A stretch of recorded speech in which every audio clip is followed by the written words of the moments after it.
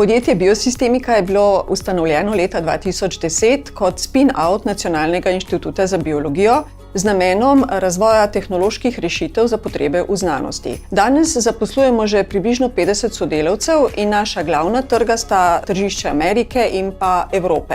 Naš portfelj združuje tako produkte kot tudi storitve in pomagajo te rešitve laboratorijem pri procesu digitalizacije in s tem avtomatizacije in optimizacije njihovih procesov.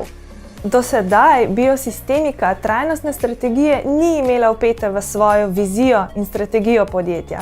Vse smo delali zelo intuitivno, zato smo z veseljem pristopili k temu projektu, saj smo vedeli, da lahko pridobimo novo znanje z tega področja. Skozi proces akademije smo vzpostavili celotno strategijo in vizijo Biosistemike za 5 let. Preko tega smo se pa naučili tudi veliko uporabnih stvari, pridobili precej znanj in te bomo lahko uporabili tudi v drugih projektih. Pri postavljanju strategije in vizije za naše podjetje smo bili kar presenečeni, da smo z vsemi zaposlenimi že zelo poenoteni glede našega mnenja in naših internih motivacij za strategijo, za vizijo. Učinki teh delavnic so bili v bistvu neposredni in takojšnji. Verjamemo, da bodo delavnice imele velike učinke tudi v prihodnjih letih podjetja. Opažamo, da kljub temu, da gre zaposlenim za to veliko časa, vsem res veliko pomeni, da so del tega procesa, v njem aktivno sodelujejo in seveda tudi ogromno doprinašajo.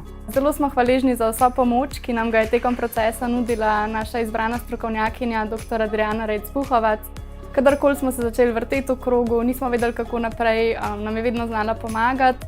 Vedno je bila polna idej, ampak na koncu poskrbela, da smo se do končnih rešitev dokopali sami. S takim podjetjem, kot je Biosistemika, si lahko želi vsak ekspert samo sodelovati. Vsi so enako visoko zavzeti. V takem okolju je učni proces zelo naravno stekel.